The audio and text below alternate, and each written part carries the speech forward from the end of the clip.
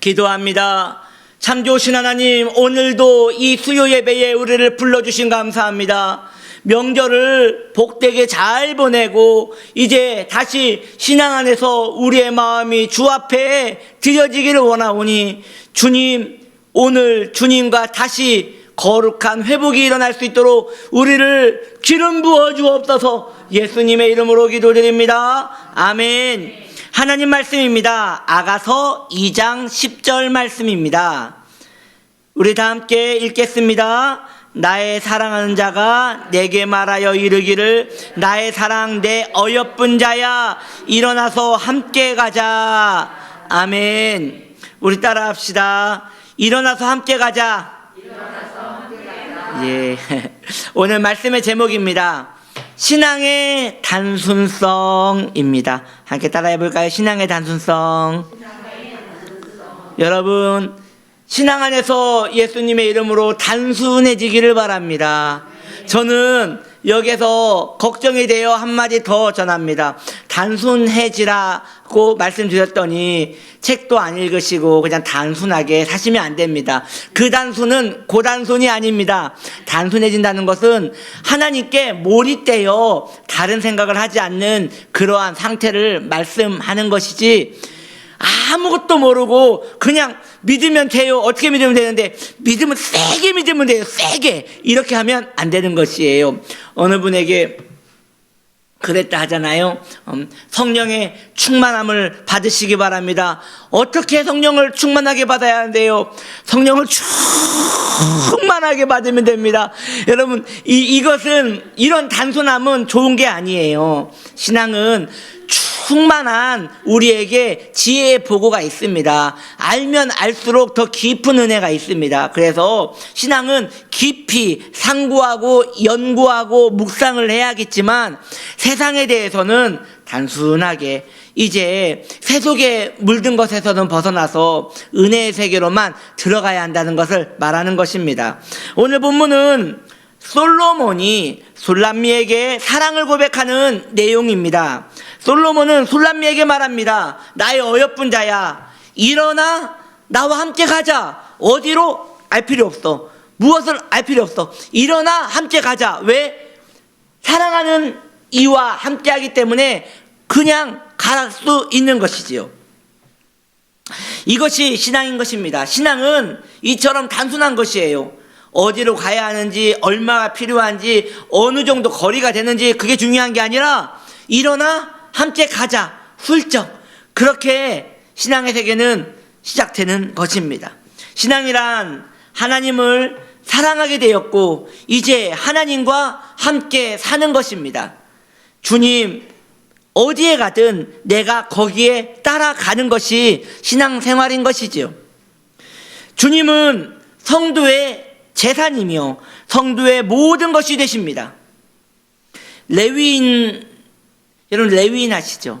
그 레위인은요 12지파가 모두 땅을 분배받거든요. 레위인만 빼고 다 분배받습니다. 레위인은 왜 분배를 못 받았느냐? 하나님이 말씀하십니다. 너희의 기업은 땅이 아니라 너희의 기업은 바로 하나님이다 라고 말합니다. 그래서 레위인은 재산이 없습니다. 하나님이 재산이십니다. 하나님이 그들의 기업이 되십니다. 자, 여러분에게 묻고 싶습니다. 여러분들은 레위인이 부럽습니까? 레위인이 불쌍합니까? 다 재산을 줬는데 레위인한테는 너희는 필요 없어. 너희는 내가 재산이야. 하나님이 재산이야. 라고 말하면서 아무것도 안 줘요. 레위인이 부럽나요? 레위인이 불쌍한가요? 네.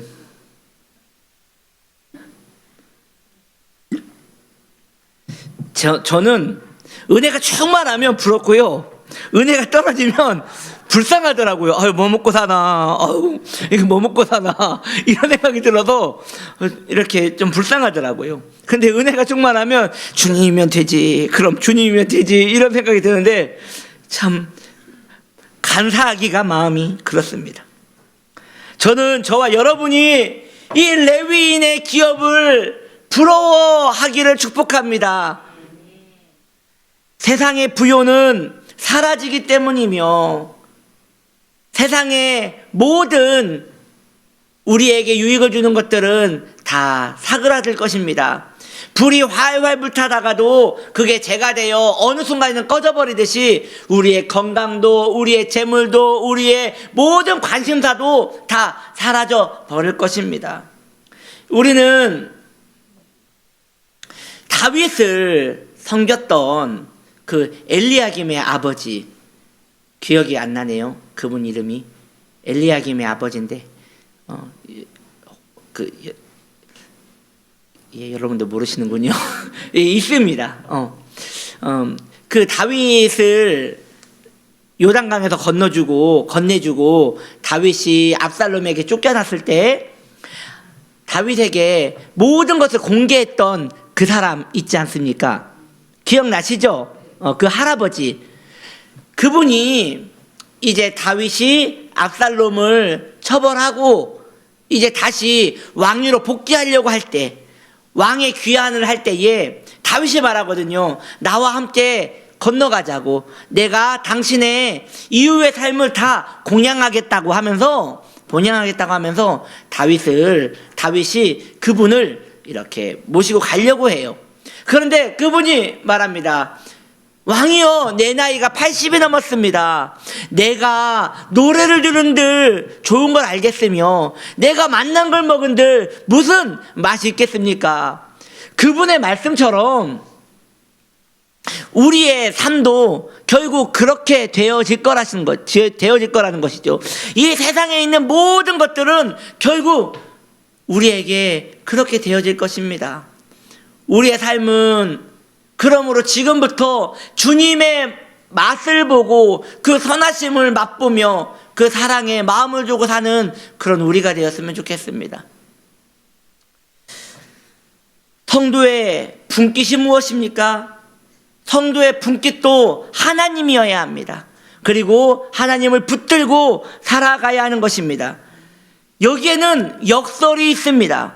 하나님을 선택한 자는 하나님이 기업이 되어 주시지만 여전히 하나님을 선택하지 않은 성도는 하나님께서 그의 기업이 되지 않는다는 것이에요. 제가 처음에 드렸던 말씀과 같습니다.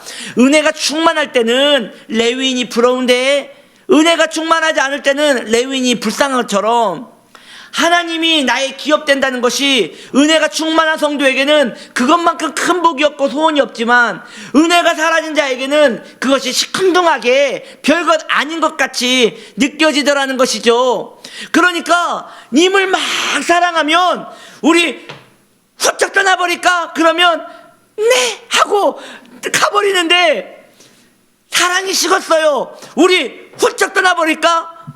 정신이 있어요. 뭐 먹고 살려고 모아놓은 돈은 있어요. 통장 까봐요. 이런단 말이죠. 이게 신앙의 세계에서도 마찬가지예요. 주님과 나의 관계에 그 은혜의 관계가 풍성하면 거기에 하나님의 그 부요가 내게 느껴지기 때문에 아무런 걱정이 없는 것이에요. 그런데 은혜가 사라지면 하나님의 그 수많은 부요가 이 땅의 모든 것들을 보장하지 않기 때문에 내게는 눈에 보이는 동전 하나가 더 귀한 것이에요. 이것이 역설인 것이에요. 분명 우리의 기업이 되신다고 하였으나 누구나 그분을 기업 삼지는 못한다는 거 말이죠. 결국 그러한 성도는 하나님을 섬기면서도 하나님 아닌 것을 그리워하며 슬퍼하게 될 것입니다. 성도의 신앙은 그러므로 단순해야 합니다. 어정쩡하게 양다리를 걸치면 안 되고 휙 하고 따라가 버려야 돼요. 오늘 본문에도 말씀하시듯이 솔로몬이 술람미에게 나랑 같이 가면 궁전이 있단다, 나랑 같이 가면 재물이 있단다, 나랑 같이 가면 늘 맛있는 걸 먹는단다, 이런 내용이 하나도 안 나오잖아요.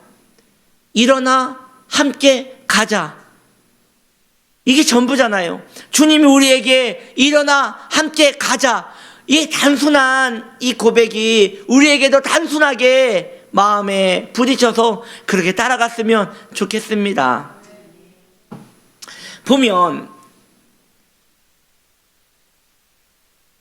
이 세상에서 신앙생활을 한다는 것은 참 여간 어려운 게 아닙니다. 눈에 보이는 것들로 가득한 이 세상에서 하나님만을 의존하고 산다는 것은 정말 어려운 일입니다.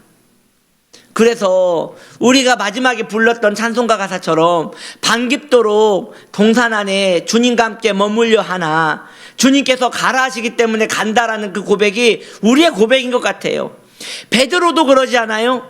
베드로도 주님 여기가 좋사오니 우리가 초가상간 3개 짓고 이제 주님과 함께 여기에서 세상의 근심 걱정 아무것도 안 하고 신선처럼 머루랑 달에 따먹고 은혜 생활했으면 너무 좋겠습니다. 이러면 얼마나 좋겠어요. 그래 주님은 그것은 신앙이 아니라고 말하고 있는 것입니다. 그래서 제가 수도원 영성을 사랑하면서도 수도원 영성을 따라가지 못함입니다. 왜냐하면 하나님의 말씀에 위배되기 때문입니다. 주님은 내려가라는 거예요. 그래서 세속의 세상과 부딪히면서 거기에서 하나님 사랑함을 우리에게 증거하라는 것이죠. 그러기 위해서는 성도의 생각과 마음은 강직해야 합니다. 주님을 나의 기업 쌓는 데 있어서 마음을 흐트러뜨리면 안 되는 것인데 그게 쉽나? 어쩌죠? 뭘 어쩌긴 어째요. 계속 그렇게 투쟁하며 살아야죠. 계속 마음에 한 켠이라도 더 무겁게 주님께 그 저울질 하면서 그래도 주님 사랑합니다. 그래도 주님을 더 따라갑니다. 라고 우리는 고백을 해야 하는 것입니다. 그래서 여러분 오해하지 말고 들으셔요. 그런 의미에서 교회는 자주 나오셔야 돼요. 꼭 예배 때뿐만 아니라 여튼 교회에 자주 나오셔서 교회 의자에 엉덩이를 붙이시고 하나님을 조금이라도 생각하시려고 몸부림을 치셔야 돼요. 목사님 집에서 하면 되지 않습니까? 해보셨잖아요. 쉽지가 않아요. 집에서는 부르는 사람도 많고 밥도 해야 하고 빨래도 해야 하고 너무 할 일이 많으시단 말이에요. 그래서 잠시라도 주님의 집에 와서 주님과 함께 긍휼을 입는 것도 복된 것이죠. 저는 이런 생각을 해요. 교회 와서 잠자는 것만으로도 참 좋은 것 같아요. 집에서 주무시는 것보다 혹시 알아요? 교회에서 주무시다가 뭔가 좀 신령한 걸 볼란지. 예, 그렇습니다. 이 찬양의 가사처럼 밤 깊도록 동산 안에 주님과 함께 있으려 하나 괴로운 세상에 할 일 많아서 날 가라 명하시네. 성도의 마음이 주님을 향하여 그런 애절함이 있으면 얼마나 아름답습니까? 성도의 불행이 어디 있느냐? 성도의 불행은 어디에서 시작되느냐? 마음의 복잡함에서 시작됩니다. 성도에게도 문제는 생길 수 있습니다. 그때 성도는 이 말씀을 기억해야 하는 것입니다. 일어나 함께 가자. 일어나 함께 가자. 즉 주님과 함께 있는 것이 모든 문제의 답이라고 믿는 것이죠. 무력해 보여도 이것이 성도의 답이 되는 것입니다. 성도의 기업은 하나님이십니다. 이 단순함이 성도를 빛나게 하며 생기 있게 하는 것이지요. 모르겠습니다. 저는 그 수석의 그 미를 잘 몰라서 그 수석을 모으고 수석을 애지중지하시는 그분들의 마음을 잘 모르겠습니다. 그런데 수석 좋아하시는 분은요, 그 수석 어떻게 해요? 계속 닦아요. 가만히 두지 않고 계속 닦아요. 그냥 닦아요. 계속 반질반질한데 계속 닦아요. 저는 신앙도 수석과 같다고 생각해요. 내 마음을 주님 앞에서 계속 빛나게 닦는 거예요. 주님 앞에 그 수석을 물에 담궈 놓듯이 주님 앞에 은혜의 물에 담궈 놓고 계속 닦는 거예요. 그렇게 하루하루 살다가 주님께서 정말 이제 가자 할 때 훌쩍 떠나는 것이죠. 제가 이 부분에서 생각나는 이야기가 하나 있습니다. 우리 엄마 이야기인데, 우리 엄마가 제 기억에 제 중학생 때까지 저한테 수시로 통장을 보여주셨어요. 왜냐하면 엄마가 언제 죽을지 모르니까, 몸이 굉장히 병약하셨거든요.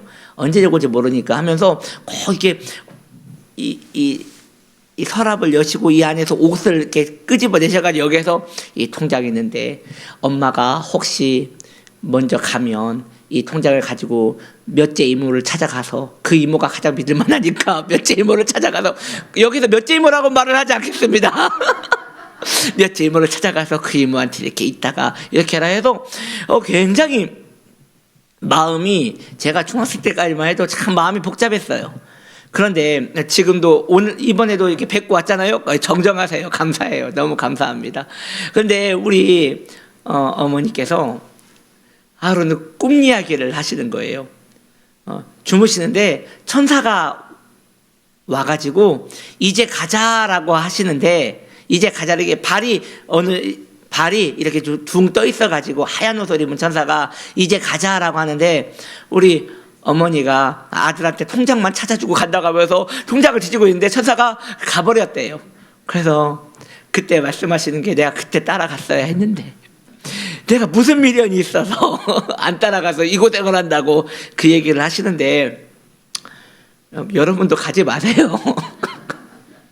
이게 그렇게 빨리 가지 마시고 좀 같이 신앙생활 하다 갑시다. 일어나 함께 가자 할 때, 우리 마음에 아무런 미련 없이 주님을 따라갈 수 있는 그런 마음이라면 얼마나 좋을까요? 너무 마음이 복잡해요. 성도의 마음이 너무 복잡해요. 왜 이렇게 복잡하냐면 사실 기도 안 해서 그러거든요. 주님을 계속 생각하고 주님께 마음을 드리는 시간을 가지면 가질수록 마음에도 길이 있거든요. 그 길을 계속 내다보면 그 길이 커지고, 그럼 그 길이 단순해지는 것이에요. 그런데 하루는 이 길 냈다가 하루는 이 길 냈다가 하루는 이 길 냈다가 두더지 마냥 계속 파고 다니니까 너무 복잡한 거예요. 미로가 되는 거예요. 미로가. 외길 갑시다. 외길. 예수 그리스도라는 그냥 외길 가지고 그냥 굴착기로 하나만 주구장창 파고 들어갈 수 있는 그런 은혜가 있었으면 좋겠습니다. 성도가 마음이 복잡해지면서 기도의 우물이 마르기 시작합니다. 그리고 하나님이 더 이상 중요하지 않게 되는 것이고, 신앙과 삶의 경계가 무너지는 것이에요. 그렇게 되면 하이에나와 같이 계속 굶주리며 사는 그런 삶을 살게 되는 것입니다. 주님을 사랑하십니까? 일어나 걸어가십시오. 일어나 주님을 따라가십시오. 그러면 됩니다. 언제나 마음의 고요함을